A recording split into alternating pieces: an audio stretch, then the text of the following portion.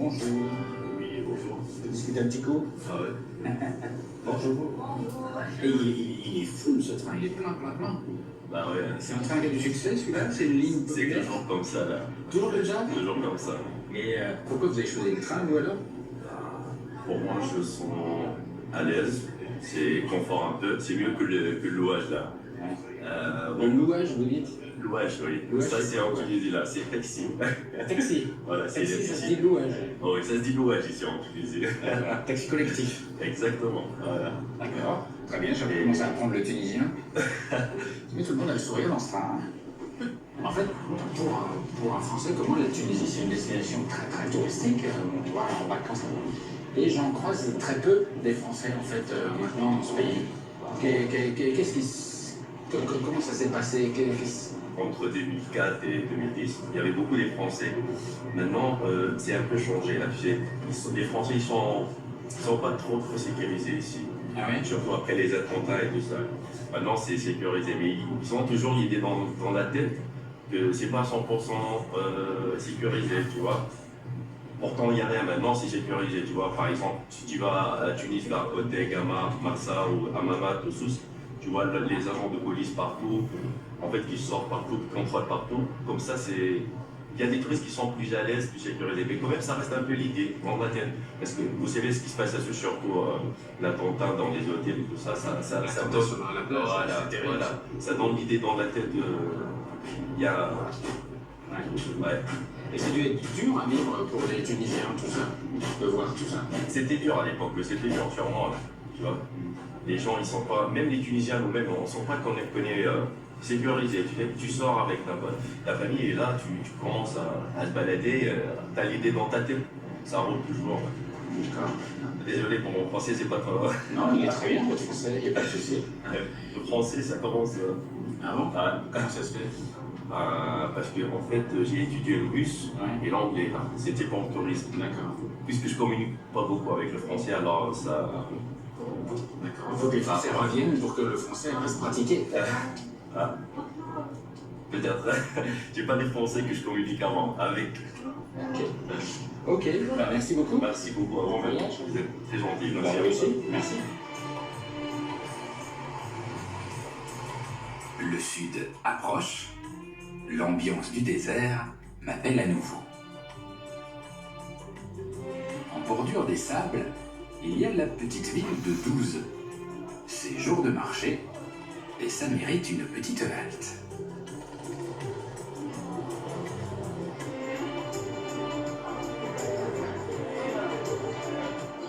Si vous avez envie de savoir ce que c'est que le souk, quand c'est vraiment le souk, et ben voilà, c'est ça.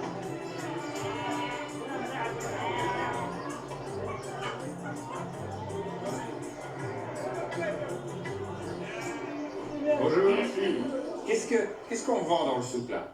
On vend du bétail, des moutons, des agneaux, des chèvres. Tu trouves tout dans le souk. La seule chose que tu ne peux pas acheter ici, ce sont les humains. Ah, on vend pas les humains, impossible. Ah non, non. Non?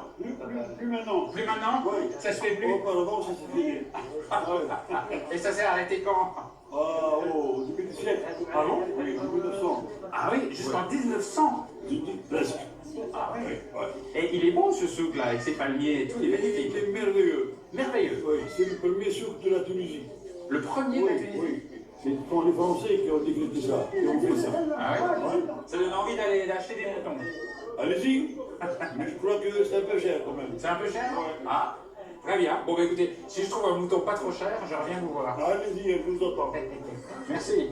Au revoir.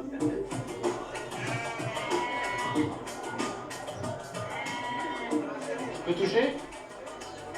J'aime bien mettre mes doigts dans les moutons. Ah oui, c'est bon. C'est très agréable. Ce qui est bizarre, c'est que même quand il fait chaud dehors, c'est agréable de mettre ses doigts au chaud dans un mouton. Je ne sais pas pourquoi. En discutant un peu sur le marché, j'apprends que la tonte du mouton est un moment un peu particulier, qui va bien au-delà de la simple récolte de la laine. C'est un moment important où toute la famille et les amis se retrouvent, comme une fête. j'ai la chance d'être invité à vivre cet instant au petit matin en bordure du désert. Je crois que les gens avec qui j'ai rendez-vous, ils sont là-bas. Allez voir ça.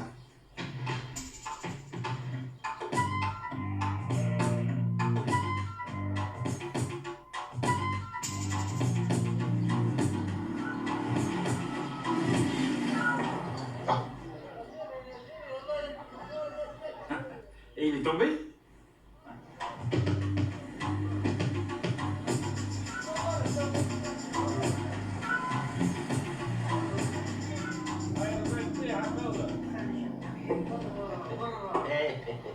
Alors, vous faites des cascades? C'est pour le spectacle? Oui. Oui? C'était une blague. Ah oui, vous voulez dire que c'était exprès? Oui, exprès, oui. Oui. C'est sûr? Ouais, pour la fête du mouton. Ah d'accord, ok. Mais je sais pas, en regardant, j'avais pas trop l'impression que c'était exprès. Ouais. Donc là, vous venez donner un coup de main pour les moutons? Oui, باش ننزل Oui. العشاء D'abord, on va monter la tente, وبعد حصل العلالة et après, on va tondre les moutons dedans.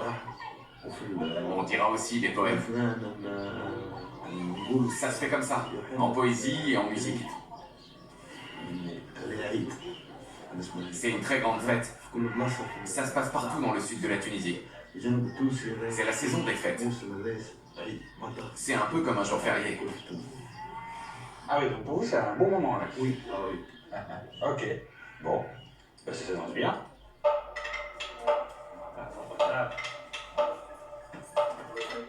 Eh ben, dis donc.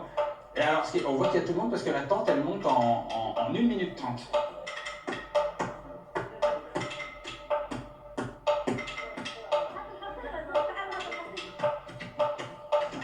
Ah bah, c'est un plein boulot. Bonjour. Et c'est poussiéreux le désert, hein? Beaucoup, hein? Oui. Alors, comment est-ce qu'on fait pour se débarrasser du sable dans le désert? C'est vrai qu'on a beaucoup de sable dans le Sahara, mais il est de bonne qualité. Il est propre. Ah bon? Le sable est propre? C'est-à-dire? Dans le Sahara, il est propre. Le sable de la ville, lui, il est sale. Bon, ok, voilà, c'est comme ça.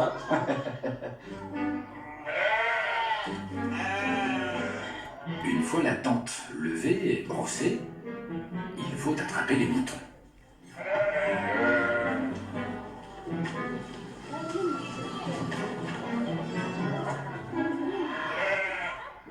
C'est marrant, il attrape le mouton comme ça a l'air fastoche. Tu vas essayer? Ouais, d'accord.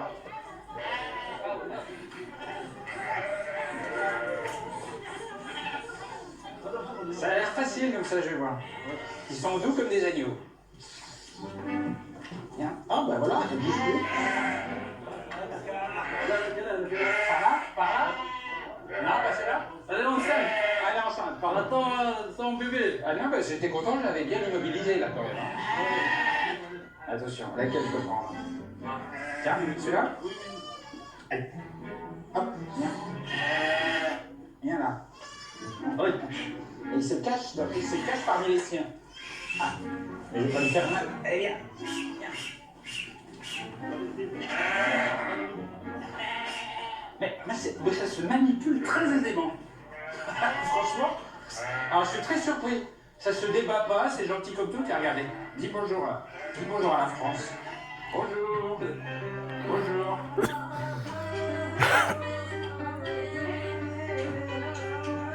Pendant que le pain se prépare à la braise, les moutons se préparent à un petit rafraîchissement au ciseau et à l'ombre de la tente.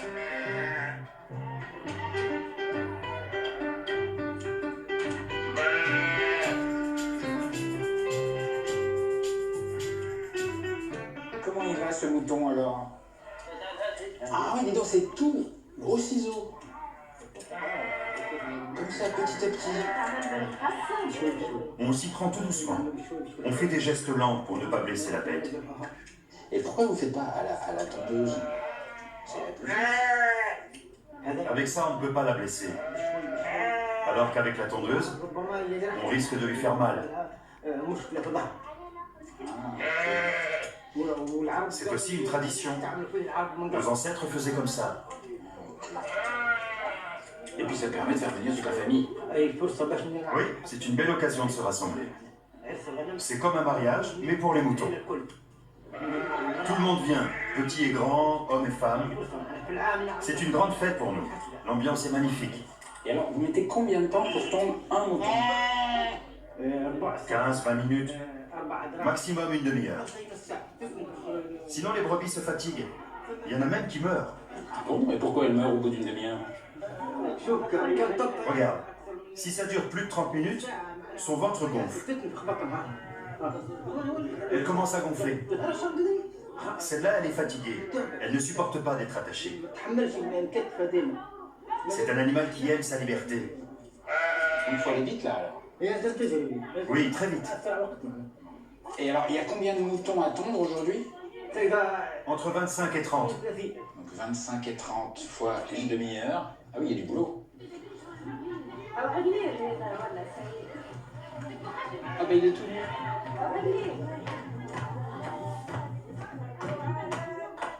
En passant côté cuisine et en voyant ces femmes préparer le couscous pour 20 personnes dans le sable et en musique, je comprends que ces bergers, aujourd'hui sédentaires, ont gardé en eux le goût du désert.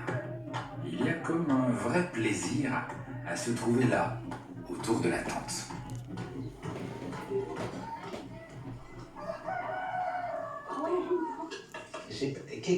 Comment ça se passe? La viande est nouée avant de bouillir? Oui, avant. Ah bon? Et pourquoi on noue la viande? C'est plus pratique. Ouais. Comme ça, on retire toute la viande d'un coup. On tire, et voilà, c'est bon. D'accord, ok. La bonne technique du couscous. Très bien. Et vous nouez avec quoi? C'est quoi comme fil? Ah, c'est de la... Ah oui, de la bonne vieille ficelle. D'accord, ok. On le coupe. Ah, et ça, c'est quoi ça? Qu'est-ce que c'est que ça? Ça s'appelle un prissa. C'est sucré. C'est à base de dattes et de pain mélangé qu'on a mis à cuire dans le sol. Il y a du beurre aussi, qui vient de chez nous. Ah, ok. Je peux goûter? Vas-y, goûte. Mange. Ah, c'est très sucré, hein? Il n'y a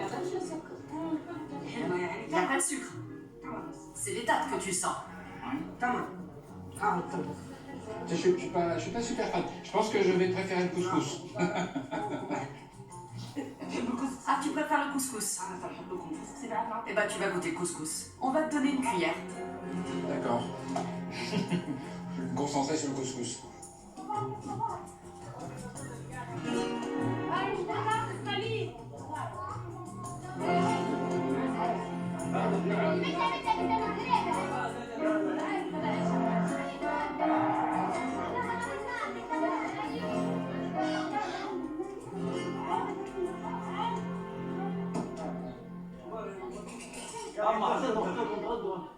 Donc le couscous, on mange tous dans le même plat. Ouais, C'est tout ça. ouais, oui, toujours. Ça parle de tradition, là. Tout le monde mange ensemble. Tout le monde mange ensemble.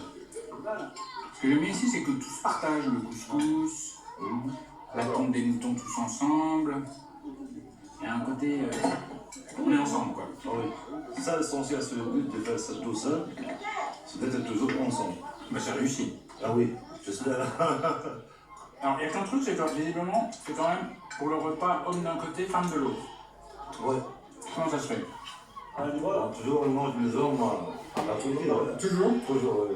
Pendant on mange, on ne parle pas avec les femmes. C'est comme ça. Et pourquoi vous faites ça sous la tente et pas dans une maison?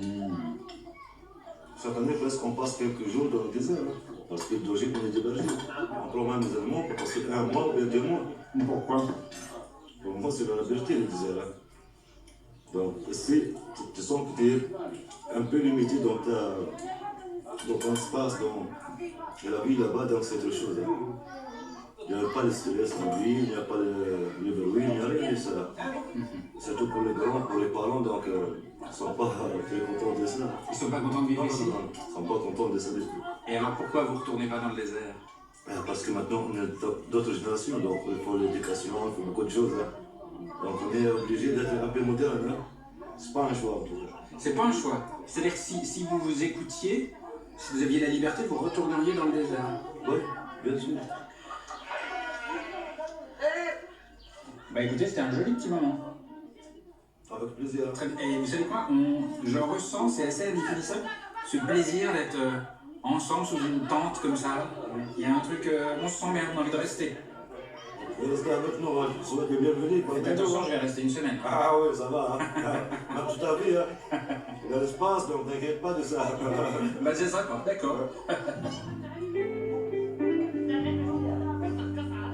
La Tunisie, c'était surtout pour moi une destination vacances, pour la plage et le farniente.